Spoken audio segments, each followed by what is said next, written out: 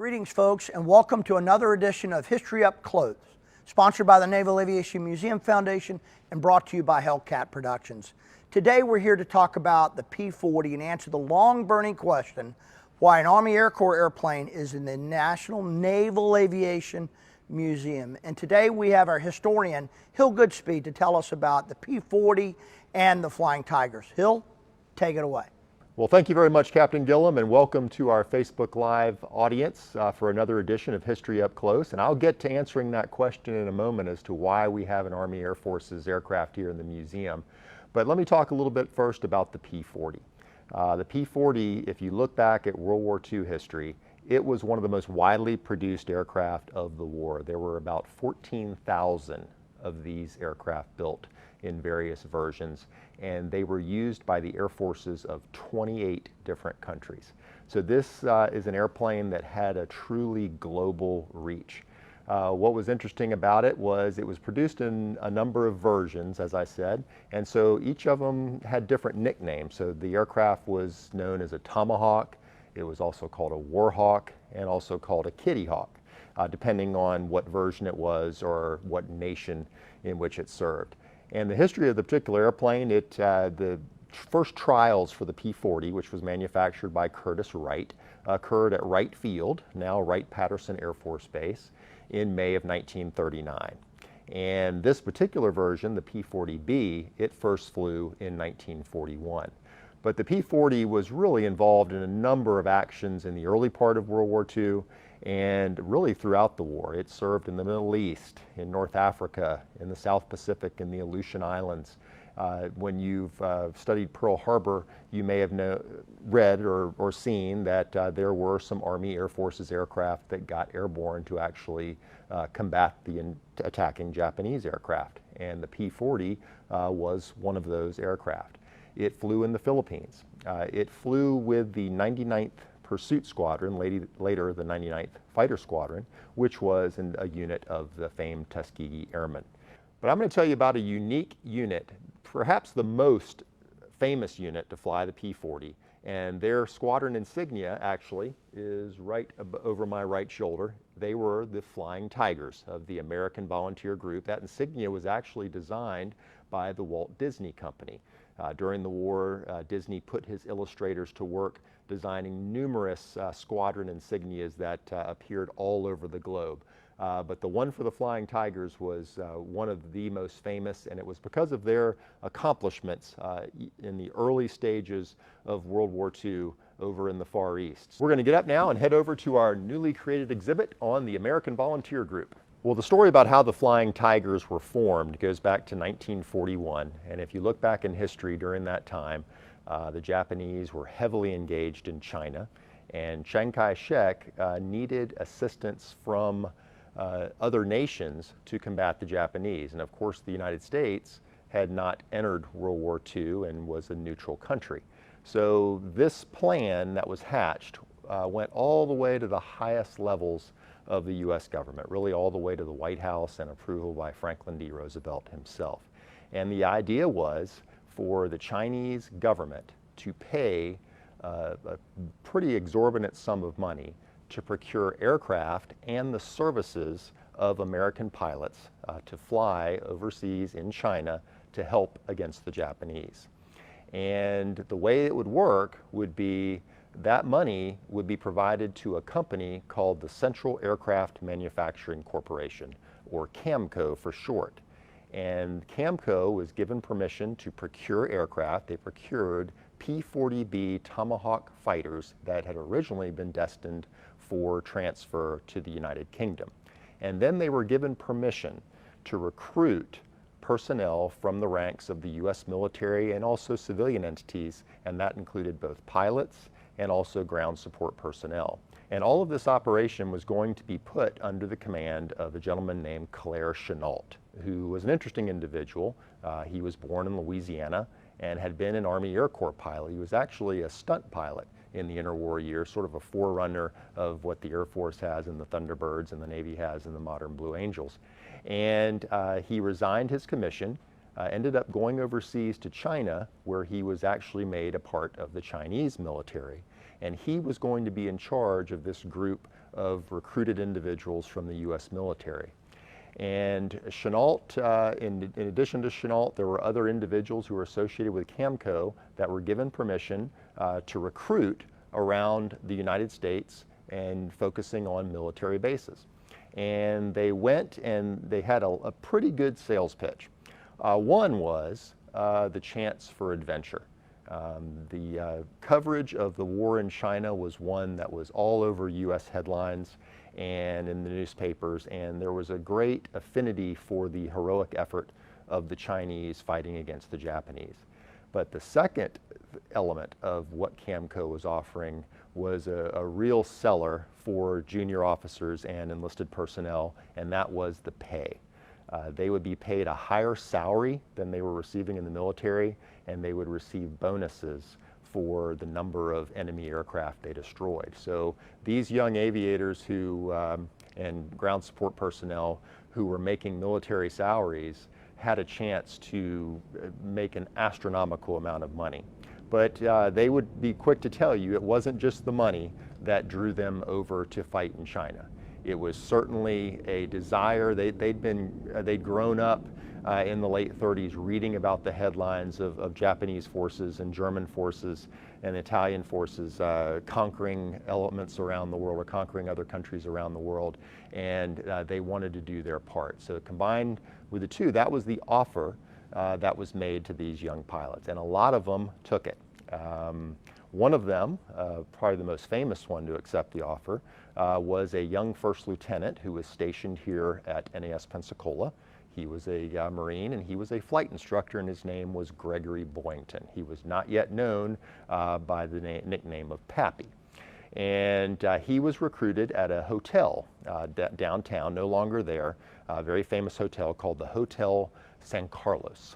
And that is where he was recruited to join the Flying Tigers. And it was good for Boynton to escape Pensacola. He had actually, to put it kindly, run up a lot of debts around town, and the Marine Corps was not looking fondly on that. So the Flying Tigers gave him an opportunity to get out of town, which he did. A number of other famous individuals who went on to great fame subsequently in World War II, a guy named Tex Hill was one of them, David Lee Tex Hill. He became a fighter ace later on. And then there was another individual recruited. His name was James Howard. And he'd actually been a Navy flight student here in Pensacola. He was an individual who actually had a little bit of a difficult time in flight school. Actually was written up for public intoxication during one Liberty outing and a number of other demerits. And it was questionable whether he did even finish flight training, but he did get through. But almost as soon as he joined the fleet, the opportunity to fly with the Flying Tigers arose, and he joined as well. So eventually they amassed this group of individuals. About half of them were from the Navy and Marine Corps. About a third of them were from the Army Air Forces, and the rest were drawn from civilian companies. They were test pilots and what have you. And these are the individuals who boarded a ship on the West Coast and proceeded over to the Far East. Now, under the command of Claire Chenault, they trained, they flew they had to learn how to fly the P-40s, which were aircraft that had a top speed of about 352 miles an hour, which was, in the case of the naval aviators, was pretty capable aircraft compared to what some of them had been flying. Some of them had actually been flying biplanes. And the aircraft could fly as high as 34,000 feet. It was their service ceiling.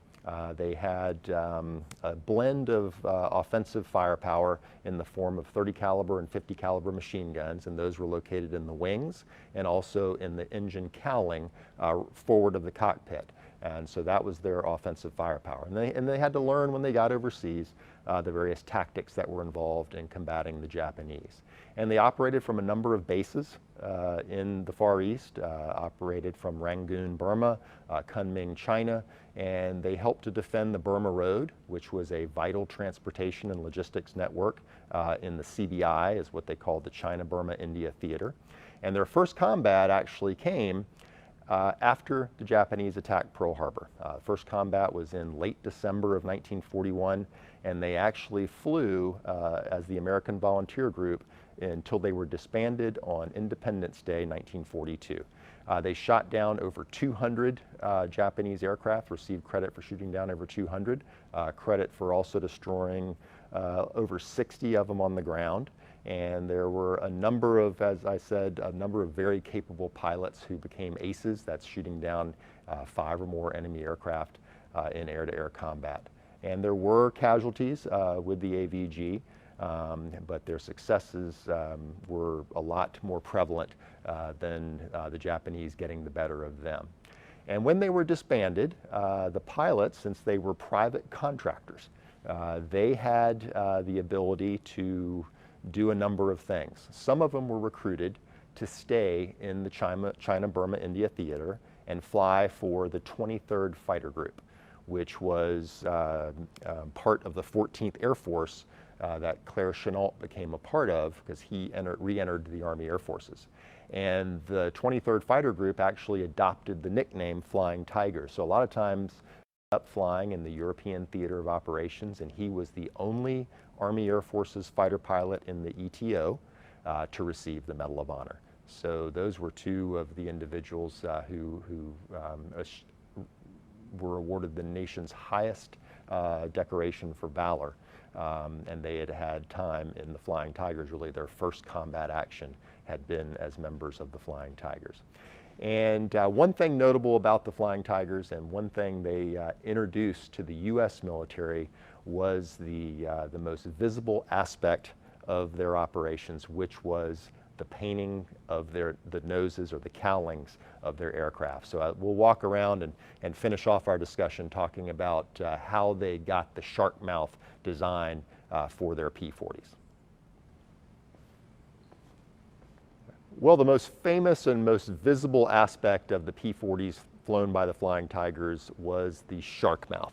And if you look at this nose of the P-40B, really, could there ever have been an aircraft that was most appropriate to have a shark mouth on it? You have the big nose cone there that gives it the look of a shark, and of course the teeth lend a bit of ferocity to the P-40s. Now, how the Flying Tigers came up with that was, I guess you could say, the old saying, imitation is the sincerest form of flattery.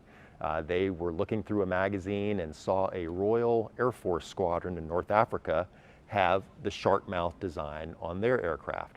And so the Flying Tigers adopted that for their P-40s. And that shark mouth design was really appealing and really made the American Volunteer Group highly visible in the media of the day. Life magazine did a story on them that featured some tremendous photographs of these P-40s taken while they were serving in the Far East. And even Hollywood got into the action. There was a famous film called The Flying Tigers starring John Wayne, and that appeared during the war, and it was also a real tribute, not necessarily the most accurate one historically, but a tribute to what the Flying Tigers had accomplished during World War II. And so that's a look at our P-40, that unique aircraft in the museum that doesn't quite look like the others, but is certainly a tribute to a unique chapter in naval aviation history. So now I'll be happy to answer any questions you might have about the P-40 or the Flying Tigers of the American Volunteer Group. So Scott wants to know that, as the blues fly by, some of the pictures of the Flying Tiger logo depicts the tiger with wings, some without wings. Some shows the tiger jumping through a ring. Can you clarify any of the differences there, what those mean? Well, a lot of, during the course of the war, in a number of squadrons, not just the Flying Tigers, there were variations on insignias as they evolved, and they were adapted from the original drawing. And so mainly they are just adaptations as the service of the AVG progressed. Gotcha. Rachel wants to know, what is the significance of the sun symbol under the wing? Yes, the sun symbol under the wing, that is the insignia of the nationalist Chinese government. And so since, as I said, since the Flying Tigers were actually in the employ of they were members of the Chinese Air Force and being paid, in essence, through China, that they flew aircraft with the national insignia of China. Jeff wanted to know, were only 30 caliber machine guns used on the P-40? No, it was a blend of 30 cal and 50 caliber machine guns. And we also had a question come in on the difference between the P-40B and the P-40C version. And the C, actually, another difference was in the self-sealing fuel tanks. The C version had a more advanced version of a self-sealing fuel tank, which was actually internal to the tank. And they also had droppable tanks on the P-40C. So that was another question that we monitored that came in earlier. Jason wanted to know, are you ever going to fix the paint problem on the cowlings of the P-40? Well, you'll see there is some some elements of the paint scheme. This P-40 was not painted by us here at the museum. It arrived painted up like a flying tiger, and it is with all the aircraft we have outside that are exposed to the elements. There's a number of them in line to be repainted, so I wouldn't count on this one being repainted anytime soon, and it does add a little bit of a rustic flair to the P-40. Scott asked, did any of the pilots continue to fight for China after the U.S. entered the war? To my knowledge, none stayed in the Chinese employ or flying for China, but the ones that stayed in the CBI, the China Burma India Theater, all of their operations were in direct support of the Chinese as members of the 23rd Fighter Group or other elements of the 14th Air Force. Okay, I have one last question. Are there any still flying? There definitely are some still flying. The P-40 with its classic look that are airworthy, and of course there are many in museums that you can see. With an aircraft that was produced in such great numbers, there were some that survived and are available to see in all their glory still. And I want to thank everybody for tuning in for this latest edition of History Up Close, our series of Facebook Live broadcasts. The next one will be 2 weeks from today, and we'll welcome back our museum director, Captain Sterling Gillum, U.S. Navy retired, and we'll be broadcasting from our recreation of a aircraft carrier ready room. And of course, he spent many a month at sea in the ready room, and those are really the center of squadron activity on board an aircraft carrier. So he's going to take you inside a ready room and what goes on and what's it like to be deployed as a naval aviator at sea in this day and age. So thank you again for tuning in, and we hope you have a great day.